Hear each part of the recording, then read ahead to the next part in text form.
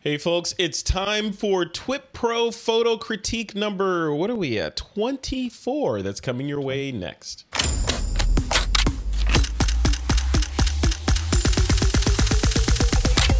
This is TWiP.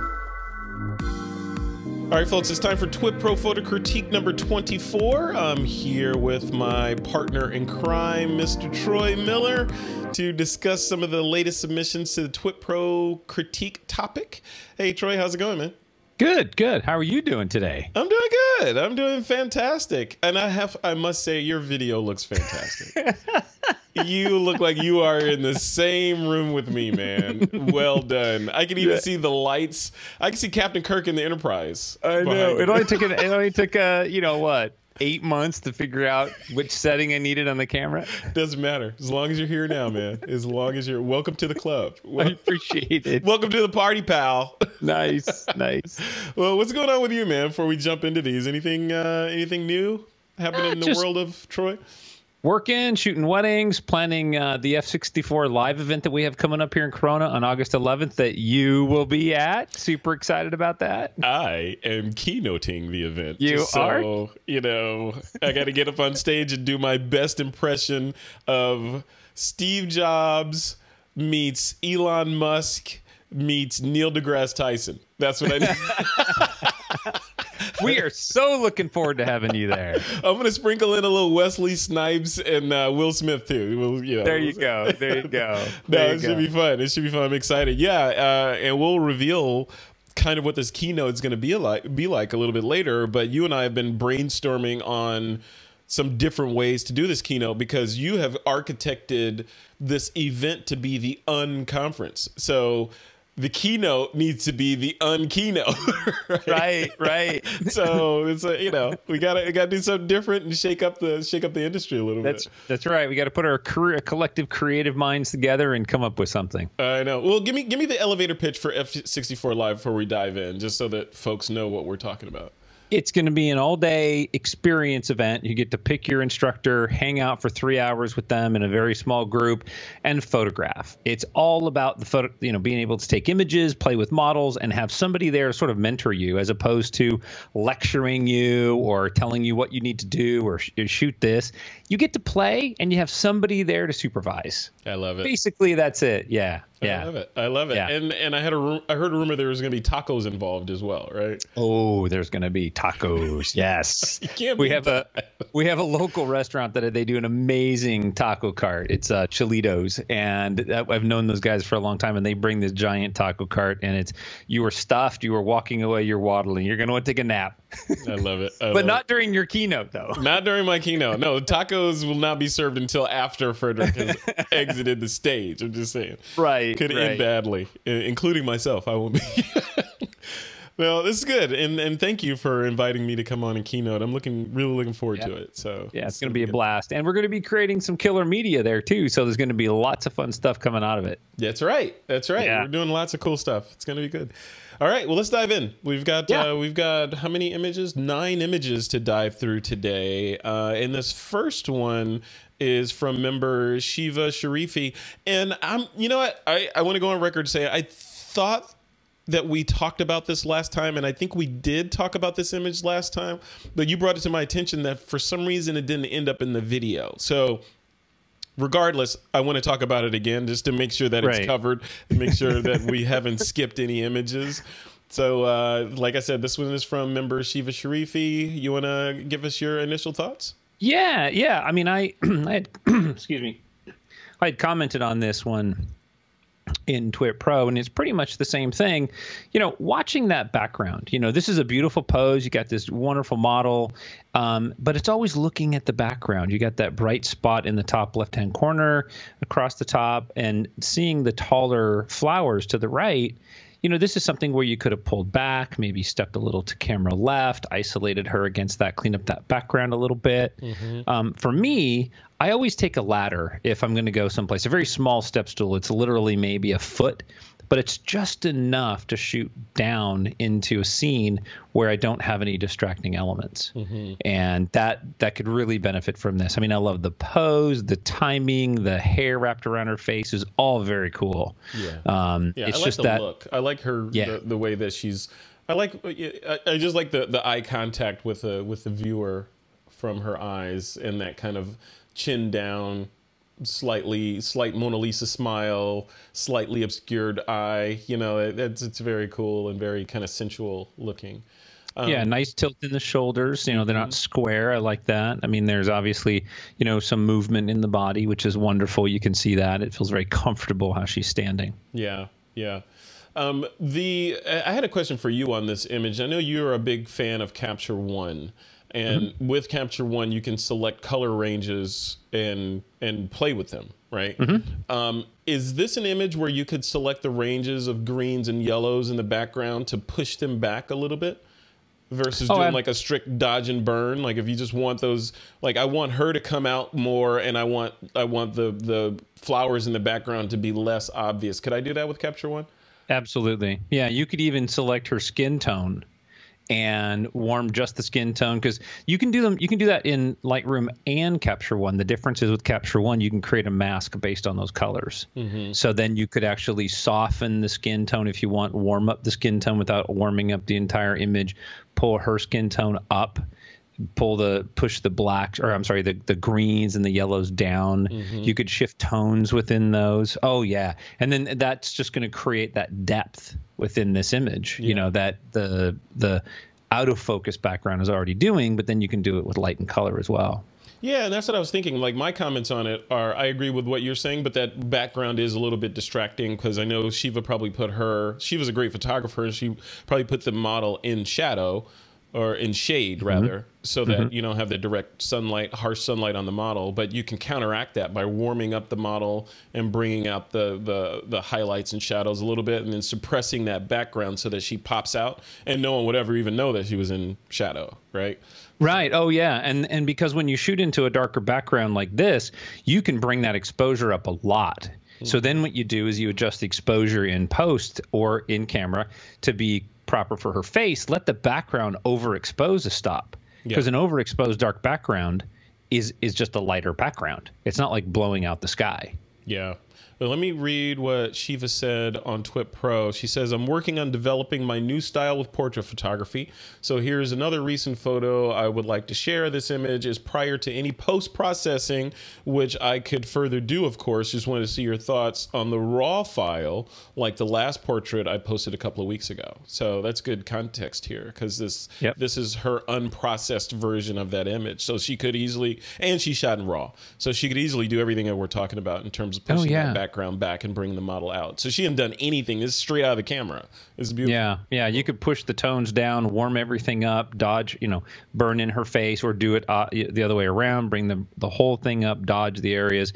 So dodging and burning is going to make a huge difference in this image, and then warming up her skin tone and all the other little things we talked about. But it's all there. Yeah. Very cool. Very cool.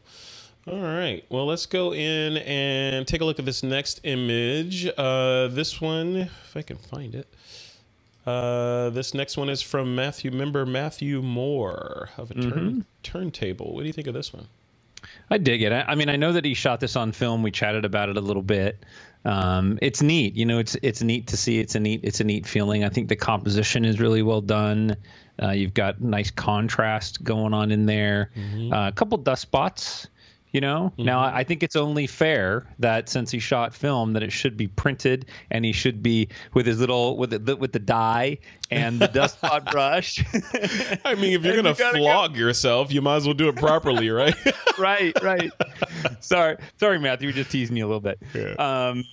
But I love that this classic direction, the shallow depth of field, it works really well. Yeah, no, I agree. I like it too. I'm more of a fan of slightly higher contrast, but I don't mind this at all. I like it.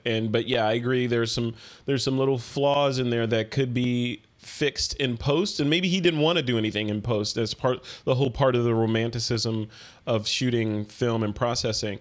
But I'm looking at, there's a little line in the image on the top by the kind of at the 2 o'clock Oops, went to the wrong image. On the 2 o'clock where the album is, there's looks like a hairline there, and then there's a couple little spots in there could easily be retouched out of there. So yeah, no, it's very cool. Very cool. I like these. This is an example of people being able to grab shots from around the house. You don't necessarily have to travel to Papua New Guinea to get an awesome shot, right? This is true. This is true. You can grab a shot in the kitchen, Papa's kitchen, right? That's right. There's always cool stuff, and I think it's a good exercise too, to take yourself and put yourself into what may be a mundane environment, and then go make something. Yeah, absolutely. That's a good lesson. It's hard to do. Yeah, and let me see if he said anything on TWiP PRO about this one. He said he calls this one analog on analog. I shot this picture of my record player on Kentmere 400 black and white film. He shot it with a Canon A2 50mm with a Canon 50mm 1.8 lens, aperture 1.8 f1.8, ISO 400. The film, obviously. It was probably around 1/1000th of a second, and then he scanned in the print at 12,800 DPI. Very cool. I love it. And you know what else I love? I love that people are following the instructions that I posted in TWiP PRO about including information about the image so that we could have context. It's already come into play. So now we know more about this image. We know there was a print that was scanned. We also know that I'm assuming it was a print, may have been negative that was scanned. But like with Shiva's picture, we know that was unretouched. So that was unprocessed. So it wasn't like she submitted that image and like, this is the best work that I can do. This is a raw image directly out of the camera that she submitted for us to give us our thoughts on before she post-processed it. So right. Yep, really interesting. Cool, man. All right, let's move on to the next shot here. Let's see, who do we have? The next shot is member Janik Clausen. Look at this. Yeah, that's what I'm talking about. You started something with the Milky Way. You know what? This morning I interviewed Tracy Lee, who's the one that got me started in it. So cool. Yeah, so she's patient 0. And now the Milky Way virus is moving on. Yeah. You made me go back and look at some of my images. I posted one in that chat of a panoramic that I did showing that single exposures can be done. We talked about that. I brought you up in the interview I did with Tracy, and I said, hey, I have a friend that says that you don't necessarily have to stack. So you'll have to listen to what she said about it. I didn't call you out by name. He's an idiot. You'll have to listen to the result. Her response. No, her response was basically it's situational, right? It depends on what you're shooting with, what you're shooting, all that. These are all just, and it was refreshing to hear her say that. She was like, "There's no one way to do this.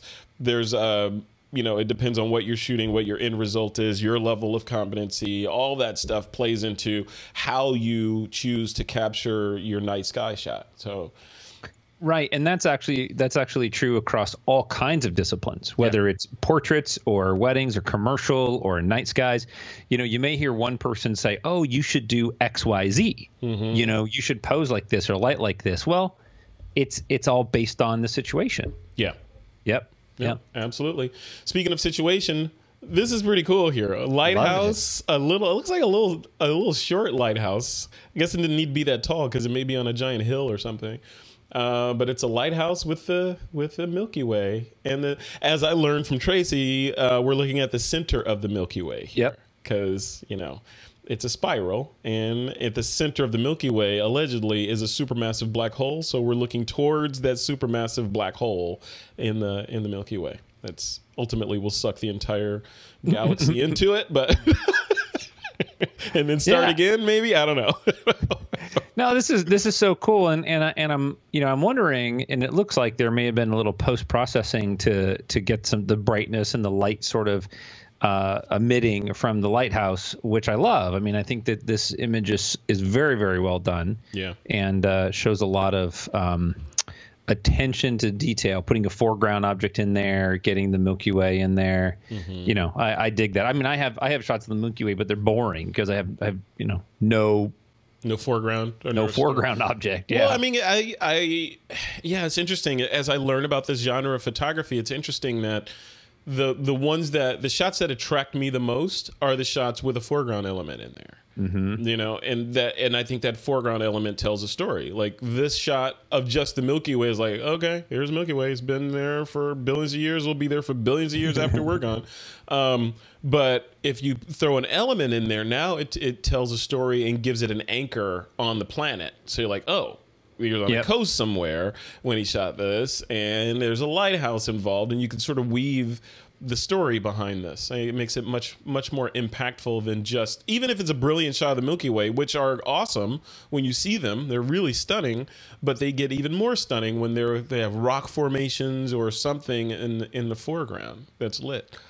So, you know, and the other thing I was going to bounce off of you, Troy, is when Tracy and I were talking about this Milky Way photography, we were talking about the idea of image stacking, not so much to remove noise, but for multiple exposures, right? So like a shot like this, would you want to shoot this, like shoot an exposure for the lighthouse and then do your long exposures for the Milky Way and, you know, and then composite them together? Or do you try to get it all in one shot? Where do you fall on that? You know what? You use whatever technique is required. You know, I mean, I think that absolutely in a situation like this, you could do light painting on that foreground and one exposure, and then the next exposure could be for the background. If there's no light falling on your subject, or your foreground subject, then yeah, you know, paint it or do a longer exposure because maybe you only have a little bit of moon, right? So maybe that's a 2-minute exposure, and then the Milky Way is going to be, you know, your 15-second exposure or something of that nature. I mean, absolutely, do what it takes, to get that image in there, and I think that it's up to you, but I always want to know not that it matters, but was this a composite? Was this multiple images, or was this a single capture? Only for the sake of somebody to look at and go, God, you got that in one click. That is so cool. Or it's so funny you bring that up, because Tracy and I talked about that, and where I come at that from is yes, I think you should obviously disclose that it was a composite image, but I think the only people, in my opinion, that care about that are other photographers. Like people that are non-photographers that are just looking at it to enjoy the photo on the merit of the photos. They don't care how it's made, right? It's like, you know, it's like, this is a brilliant shot. They care about the story that the shot is evoking to them, not the mechanics of the photo. Like, you know, going into someone's beautiful house and like, who constructed this house? What kind of nails did they use? You know, no one cares. They care about the shot itself. I'm looking at Janek's post here on TWiP PRO, and he says, he just put a quick note in here. He says, I'm also getting hooked on Astro at the moment, and here's one image from last night. So we got him hooked. We're getting people hooked, man. Yeah. That is very cool. I think the next one is his too. Oh yeah. Let's bring that one up. So here is the next one. Here we go. Look at that long exposure. Beautiful. Yeah, this is my favorite of the two. Because you got that misty island in there and the long exposure. Now I'm guessing either the ocean was insanely crazy and then it was able to blur like that in 15 seconds. Or there's two images in here. It's hard to tell. Yeah, it is hard to tell. Yeah, I love that little island there. You see those like geometric formations of the rocks? I love to see that. That just looks so otherworldly to me. And then the Milky Way in there is beautiful. There's a lot going on in this image, right? So you've got a lit foreground element. You got the long exposure of the waves that are kind of turning into smoke fog. You've got the interesting landmass in the midground that with those rocks on there. Then you've got stuff happening on the horizon in the background, and then the Milky Way that is shown. So there's a lot happening in this image. I love the image, but what is the subject of this image? Like, what do you think? Who do you think the subject is, or which element, or does it need one? Well, I think that every image sort of needs a primary and secondary hook. You know, where's the draw? You know, to be picky, if you could get up to a higher angle and isolate that island into the water better, and then the Milky Way becomes sort of secondary, sort of a, hey, this is a cool background accent. I think I would love that even more, because this, I feel like it's split. And I've often said, this has two images in it. Yeah. The distant water horizon with that little tiny island there, I would love to see just that in the Milky Way, right, without that foreground. But then I like the foreground, but I don't want it split, because there's two images. I see two images in here. I know you want a model in here, like yeah. You or Craig Colvin would, on that island there, would put a model on there. Yeah, because there's light coming in from the left, right? Yep. So there must be something over there lighting that, and perfect. You don't even need any artificial light. Just have her get out there somehow and stand still for a while. Yeah. Get out there, stand still, look awesome. But I would probably take out those highlights on the horizon, whatever those are, those little bright lights. I would probably take those out. Yeah, those kind of take away from it, and they also take away from the Milky Way, because the Milky Way is full of point light sources, right? So also known as planets and stars and nebula, but right. Yeah, I was looking at the other one. Let me go back to his previous one. Looking at this one. Do you see there in the middle of the image on the left, close to the Milky, where there's a little horizontal line? Can you see that? Mm-hmm. Yeah, so that I probably would have cloned that out. And then looking at this image, I think that's either that's a shooting star up in the top in the Milky Way, or next to the left of the Milky Way. Like either a shooting star or a plane or something that shot through there. It's not a plane, because planes leave dots. Oh, because they're blinking. Yeah, because they're blinking. So that's probably a shooting star. So that's pretty cool. Yeah, if there's little dots, I take those out. Yeah, because they're just horrible. But like that's definitely a shooting star. That's cool. My astro expertise. But what a cool genre of photography! I'm so excited about this kind of stuff. And one of the things Tracy and I talked about in that interview a couple hours ago was the tools necessary to shoot this. Like, do you need a full frame camera? Can you shoot this kind of photography with a micro four thirds camera or a crop sensor camera? And her position was she started with crop sensor, I believe APS-C, and did a crop load of awesome shots that way. And and the shot I did was with a micro four thirds camera. So I was telling Chris Berry, we were chatting back and forth the other day, or I think it was either yesterday or the day before yesterday. I was telling him that, like, Chris will go out and buy the full frame camera and then try to do the Milky Way stuff because he's cool like that. And I was like, the way that I would approach this is I'm going to try and push my current gear to the limits, see if I can do it. If I'm still excited about it and I hit a wall, I'm like, man, I can't get the images I want with this gear, then I will consider adding a larger sensor to my kit. But I'm not going to go, buy a brand new camera and then, then try it and then find out that I don't even like this genre of photography. This sucks. What did I buy this camera for? Yeah, you're going to need a full frame sensor for these. Yeah. You're going to want it. Yeah, well, we'll see. We'll see. I gotta be pragmatic about this whole thing. All right, moving on to the next one is Stephen Scharf, and I need guidance on Stephen's name here. Let me bring it up. So, Stephen, you need to tell us. I need pronunciation, or maybe I'm just ignorant. Is it Stefan? Because I want to say Stefan. Stephen is Stefan to me. Is it Stefan Scharf or is it Stephen Scharf? What do you think? It's Stephen. He did tell us at one point. He did? Yeah, he did. I think he spelled it out because I can visualize the Stephen with the V. I think that's what it is. But he's gonna have to tell us again because. Yeah. Now I'm doubting myself. But I'm pretty sure. I want to know. I just want to make sure because I hate butchering people's names. And that's right. And if it's not Stephen, that's now your nickname. Yeah. Yeah. As if he hasn't been called that before. Well, look at the shot that he submitted, though. Look at this, man. Oh yeah, I love this. This spot right here is an amazing location. Have you been there? You been there? Yeah. It's in Jackson Hole, Wyoming. Those are the Grand Tetons in the background. Oh wow, that's beautiful. Yeah, this is shot with a longer lens. I don't know what his range is, but I know it's definitely probably into the 80s to 100s because there's a lot of distance between those two. I shot this at a wide angle because I put the fence in the foreground. The mountains are really small. I actually like his shot a little bit better, only a little bit, and just a little bit.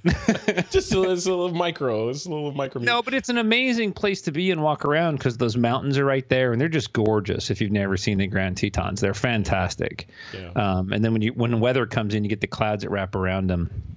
Those mountains, those remind me a lot of the Remarkables in New Zealand. It's a mountain range that looks like that. It's longer. It's just. They're remarkable. It's hard to, they were named correctly because they are named the Remarkables and they are remarkable. I'm going to say Mr. Sharf until he tells us the correct pronunciation of his name.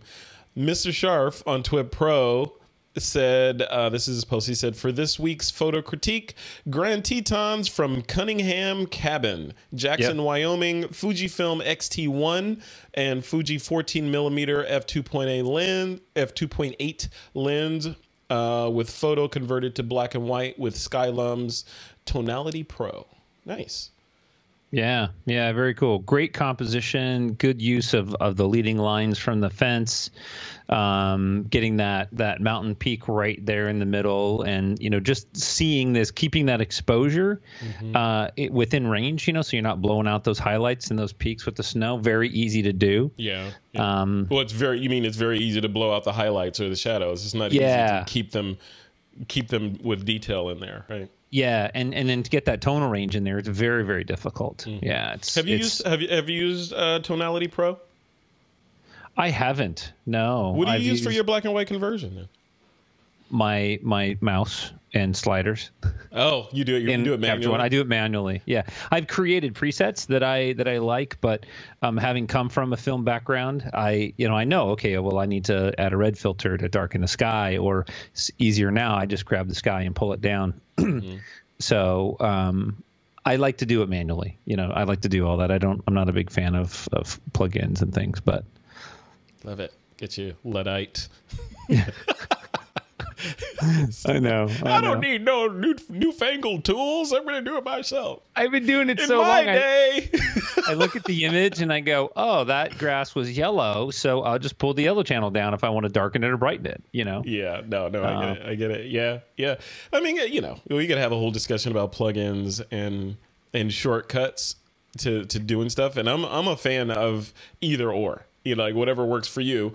Like, doing the shortcuts gives you a good starting point, like a ramp or a jumping off point to go ahead and tweak and put your own settings in there. And that's kind of how Skylum does stuff, right? They give you, with their presets, they get you close. They drop you in the ballpark, and then it's up to you to hit the home run, right?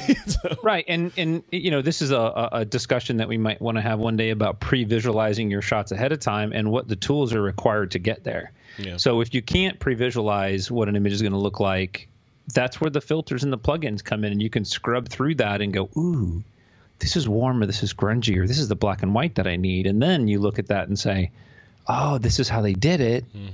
Now you're learning. So, and basically whatever it takes to make the image. I'm good with the art when it's done. Right. Yeah, exactly. Because in the end, the only people that care about how you bake the cake are other cooks.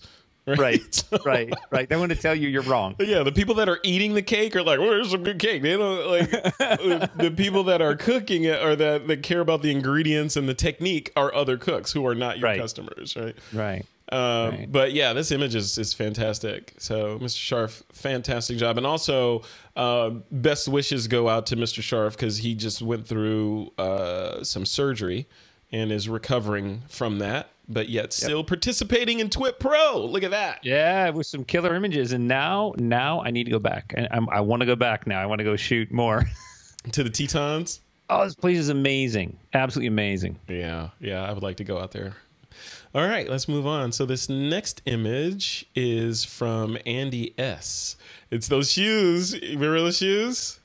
Yes. So we talked about these shoes in the last, I believe it was the last episode, and on TWiP Pro. Well, actually, did she send a post? I think she sent a post to me or to the group, where she said that we inspired her on when we were talking about this for her to do a series about these. Oh, good. And she actually wrote me a nice long message telling me the story of these shoes. I'm not going to repeat it. I'll let her post it because it's kind of a personal story.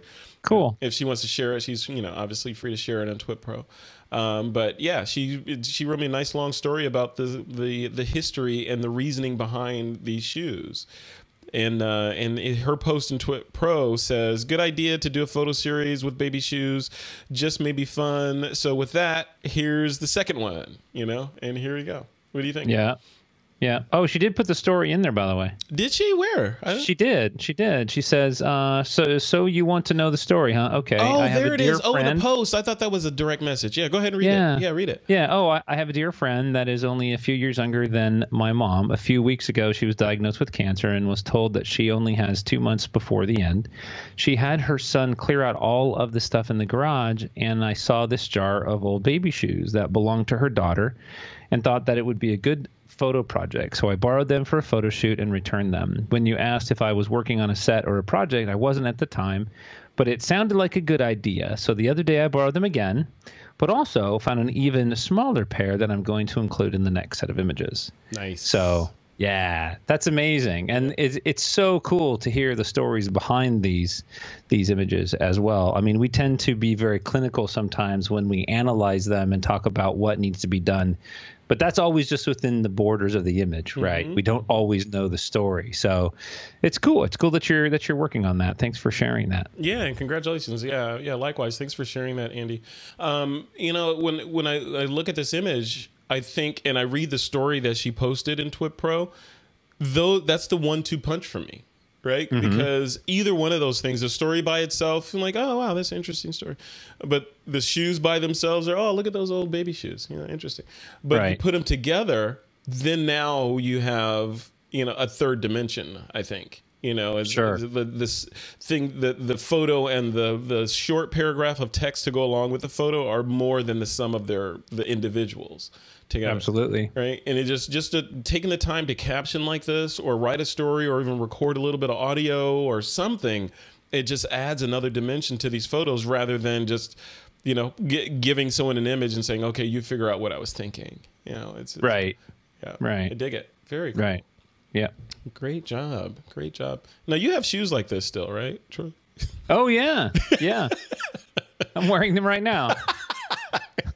Yeah, they feel good. I love them. Awesome. All right, let's move on. Thank you, Andy S., for that shot. The next one is from Andy as well. Yeah. Look at this one. That is just craziness right there. Yeah, that is so cool. That makes me want to salute when I look at that, even though it's not an eagle. Yeah. Yeah. Yep. Now I'm going to guess this is a little bit of compositing magic. I was going to ask you about that. I didn't want to say if it was or not, because honestly, I can't tell, but you can, I don't know. There are some, there's some telltale signs. I mean, around the head of the eagle there, you can see that the feathers don't fade off into infinity. You can see that they're clipped a little bit, you know, they're a little too rounded. That oftentimes doesn't happen in nature. So, but you know, we have to assume.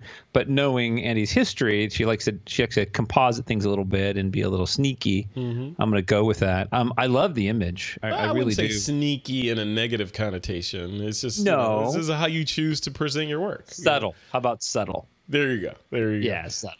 Yeah, I wrote a post under her when she posted this image. I said, he is so serious. You know, looking at this what is this? Is this a hawk or a falcon?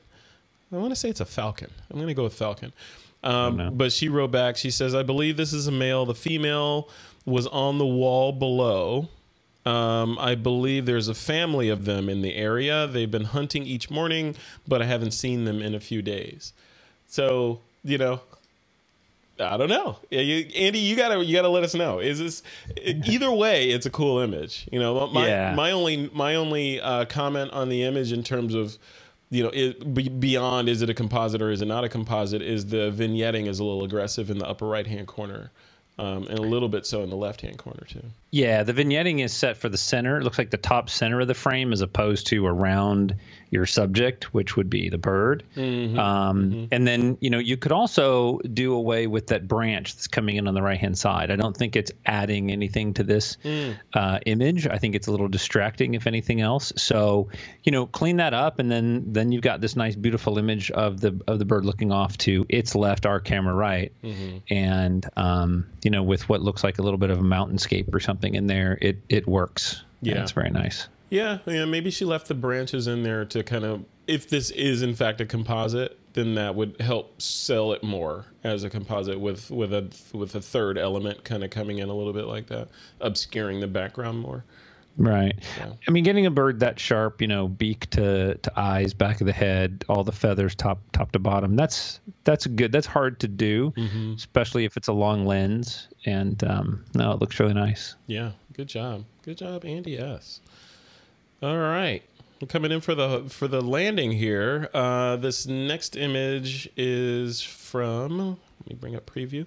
It's from Robert Waltman. Remember Robert Waltman? I dig this image a lot. What did you think of this one when you saw it? Oh, yeah. This image is got to be one of my favorites in the last, many submissions. I mean, this is one of those kind of images that as a photographer you look at and you're like, damn, I wish that was behind. Yeah, you're like, wow.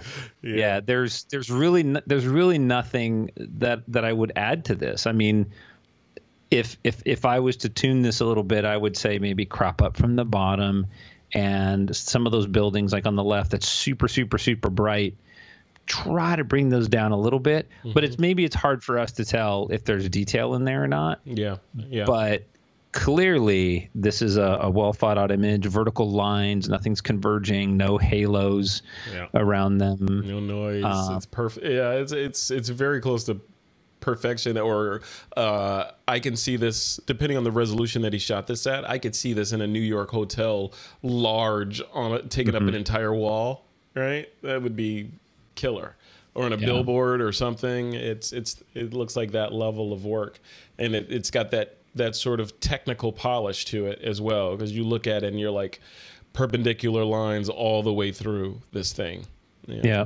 And it speaks to the idea that our brains just love, these graphical elements, repeating patterns, highlights and shadows. I mean, our brains are so hungry for that. I'm curious if this was, and I was trying to look at the feed, see if he had made mention, but I'm wondering if this was shot in color and then converted, or if this was shot infrared.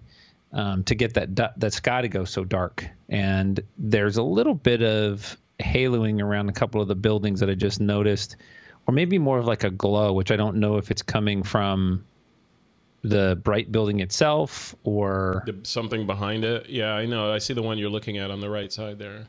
Yeah, and the left, the brightest building on the left. If you look at the shadowed building behind it, you can see there's a little bit of a haloing going on. Minor. I mean, these are minor issues. No, for sure. You know what would be really cool for this shot is if the moon was in there naturally, right? Like, okay, drop one in there. That's fine. That would be even cool. But the sun is. I'm guessing the sun's behind you, which means at some point in the calendar that moon's going to rise behind that. Yeah. Would you want to see the Milky Way in there?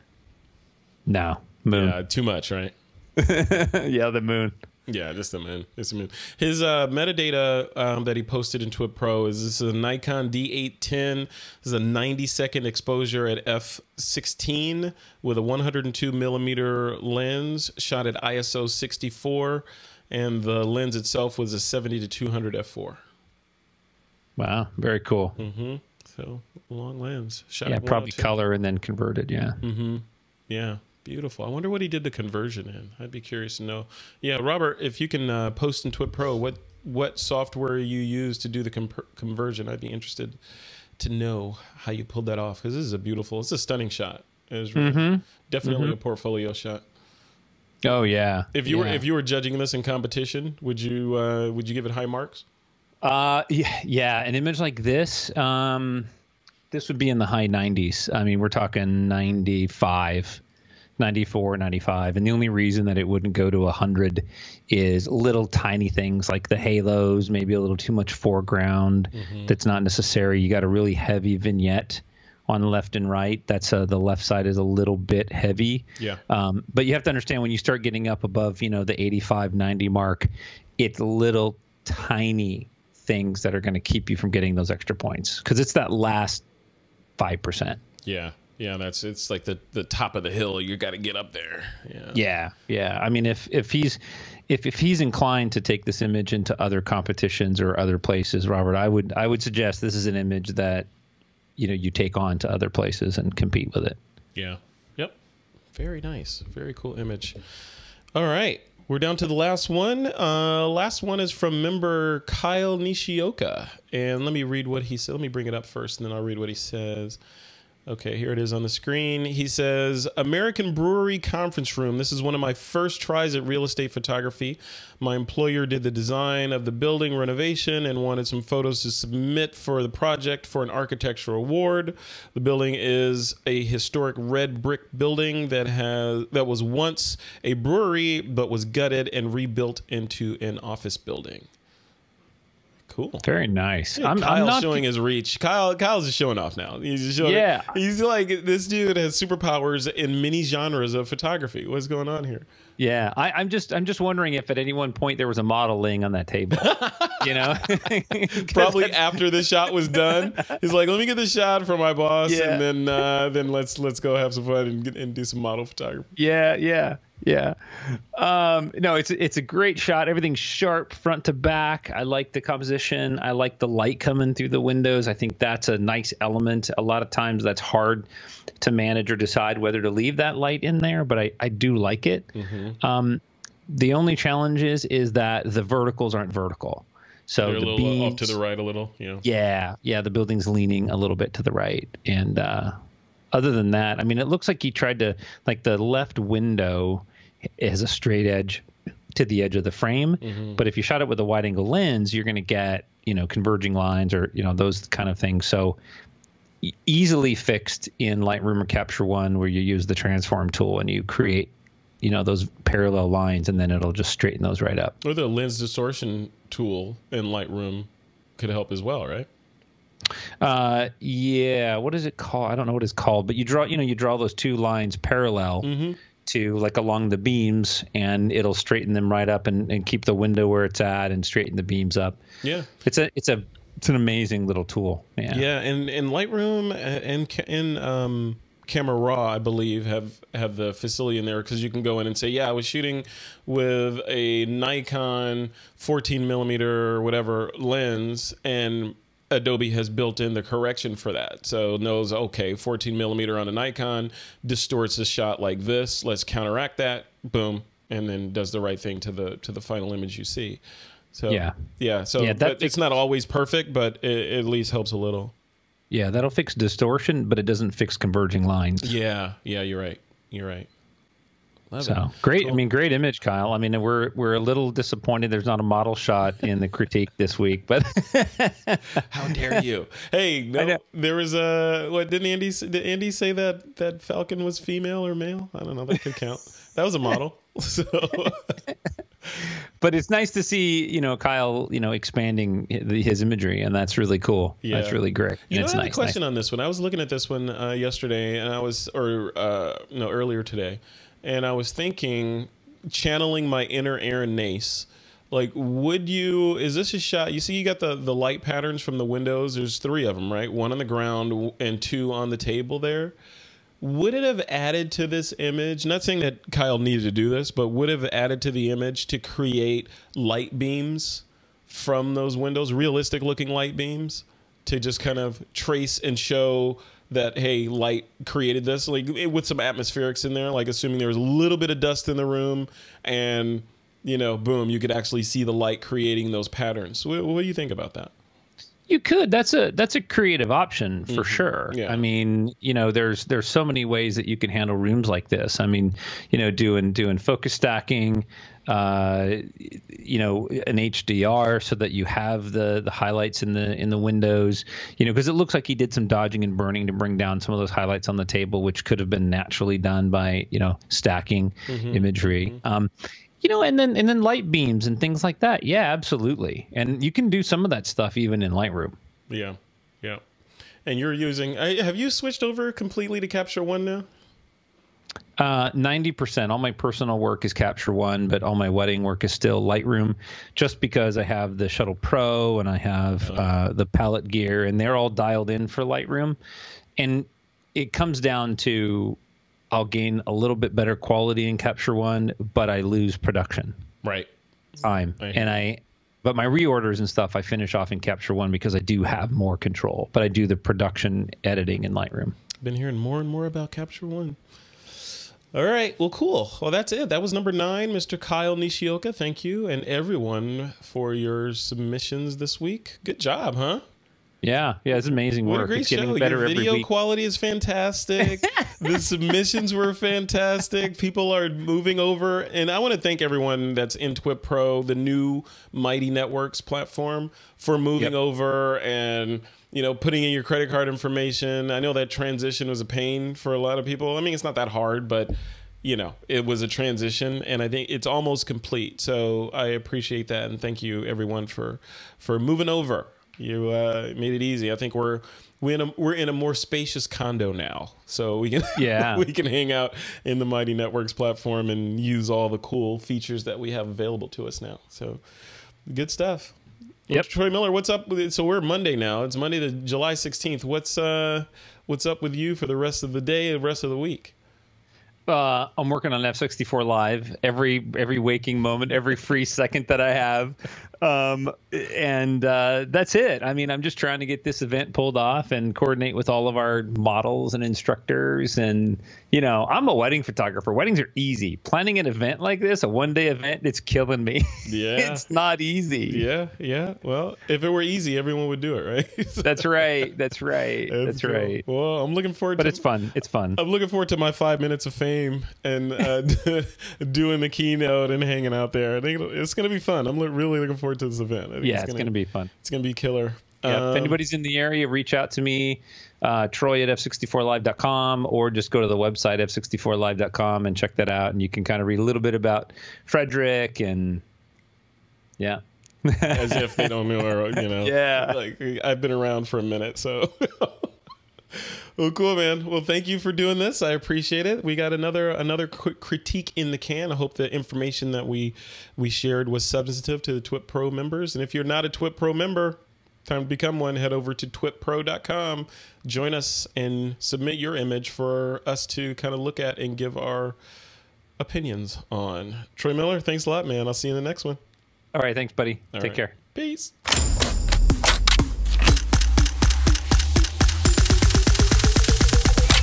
This is TWiP.